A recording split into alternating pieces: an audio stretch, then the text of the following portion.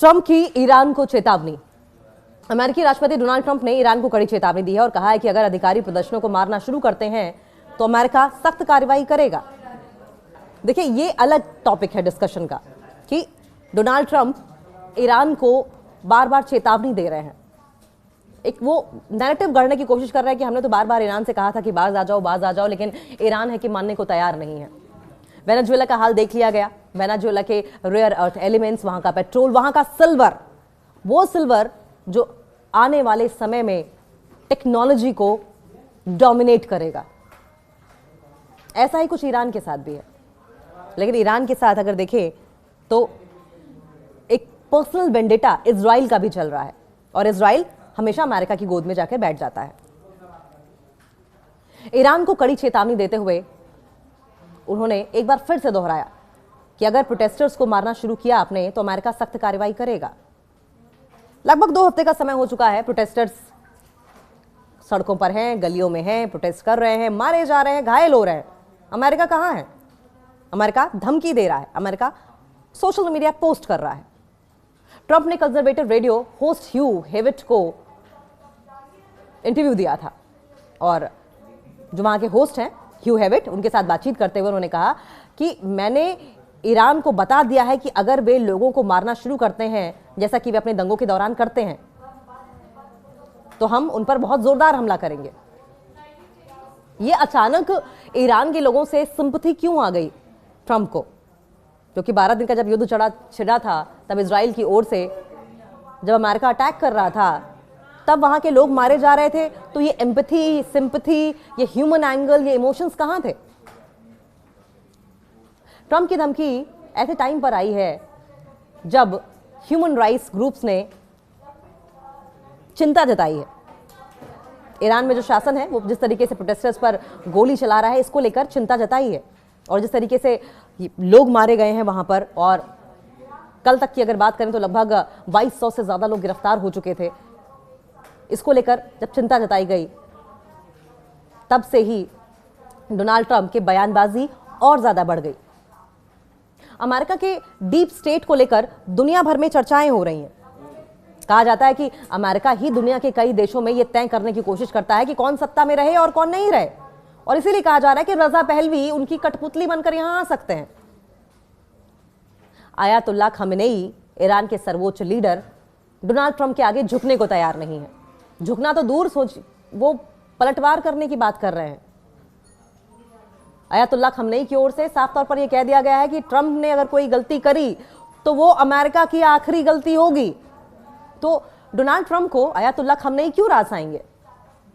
और यही वजह है कि डोनाल्ड ट्रंप बार बार ईरान को धमकी दे रहे हैं और इसके लिए वो अक्सर पॉलिटिकल वॉरफेयर भी इस्तेमाल करता है। और ये पॉलिटिकल वॉरफेयर ईरान में दिखाई दे रहा है क्योंकि वेनेजुएला की तरह वो ईरान के राष्ट्रपति को, मसूद पेजेश्कियान, वहां के सर्वोच्च लीडर को इतनी आसानी से ट्रेस करके, प्लान करके, प्लॉट करके किडनैप नहीं कर सकता, उस देश पर कब्जा नहीं कर सकता। तो जाहिर है कि पॉलिटिकल वॉरफेयर छेड़ दो, लोगों को भड़का दो, हिंसा की आग में जला दो। हर हथकंडा अमेरिका की ओर से अपनाया जाता है। वेनेजुएला की तरह आसान नहीं होगा कि ईरान के सर्वोच्च लीडर आयतुल्लाह खमेनेई को उठा लिया जाए या उनका कुछ नुकसान कर दिया जाए। तो फिर तरीका ये वाला अमेरिका अपना रहा है। ईरान में इन दिनों आंदोलनों का दौर जारी है। राजधानी तेहरान से लेकर सुदूर इलाकों तक देश के supreme leader Ayatollah Ali Khamenei के खिलाफ नारेबाजी हो रही है और इन प्रदर्शनों को लेकर कहा जा रहा है कि ये महंगाई और अर्थव्यवस्था की बदहाली के खिलाफ हो रहे हैं। देखिए, ये सच्चाई है, ये कड़वी सच्चाई है कि ईरान में महंगाई और अर्थव्यवस्था थोड़ी सी डामाडोल हो रही है और इसके खिलाफ प्रदर्शन भी हो रहे हैं। लेकिन जो माहौल बन रहा है, जितना ज्यादा हिंसक माहौल बन रहा है, क्या ये हिंसा का माहौल सिर्फ महंगाई और अर्थव्यवस्था को लेकर है या फिर किसी विदेशी ताकत, किसी बाहरी ताकत के भड़काने के बाद हो रहा है? ईरान की सरकार समेत दुनियावी मामलों के कई जानकार हैं इसके पीछे अमेरिका का हाथ मान रहे हैं। इसकी वजह है कि इन आंदोलनों में कुछ जगहों पर ईरान के निर्वासित क्राउन प्रिंस रजा पहलवी, देखिए रजा पहलवी का जिक्र हुआ, रजा पहलवी के नाम से भी नारे लग रहे हैं। इसके बाद यह भी कयास लगाया जा रहा है कि क्या 46 साल से चले आ रहे ईरान में खमेनेई शासन का अब अंत होने वाला है? आइए ये भी जानते हैं कि रजा पहलवी कौन है। अमेरिका के डीप स्टेट को लेकर दुनिया भर में चर्चाएं हो रही हैं। कहा जाता है कि अमेरिका ही दुनिया के कई देशों में यह तय करने की कोशिश करता है कि कौन सत्ता में रहे और कौन नहीं रहेगा, और इसके लिए वो अक्सर पॉलिटिकल वॉरफेयर का इस्तेमाल करता है और इसकी वजह से वो अपने खिलाफ जा रही सत्ताओं के विरुद्ध आंतरिक तौर पर असंतोष पैदा करने का प्रयास करता है। और अगर आप याद करें तो यही आरोप शेख हसीना ने लगाया था। कुछ दिन पहले शेख हसीना ने यह आरोप लगाया था कि यूनुस बांग्लादेश के इंटरिम प्रेसिडेंट जो हैं वो प्रेसिडेंट के हाथों की कठपुतली बने हुए हैं। वापस अगर ईरान की बात करें, अमेरिका और ईरान की बात करें, तो पॉलिटिकल वॉरफेयर की बात हो रही थी।